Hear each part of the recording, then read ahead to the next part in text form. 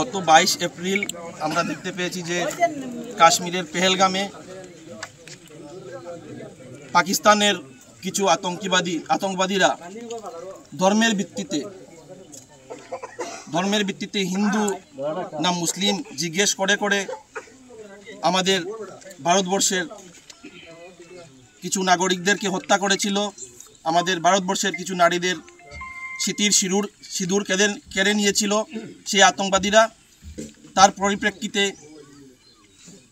Mission সিন্দুর, operation সিন্দুর অভিযানে Indian army এবং Indian বায়ুসেনা একটা অপারেশন চালিয়েছিল।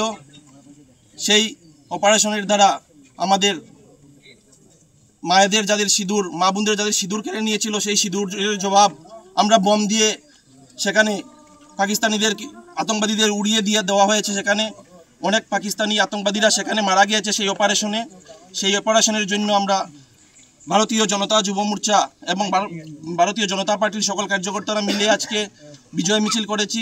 আমরা সবাই ভারতীয় সেনার সঙ্গে আছি, ভারতীয় সেনার সঙ্গে থাকায় আমরা ভারতীয় সেনার সাপোর্টে আজকে আমরা সেখানে একটা র্যালি করেছি।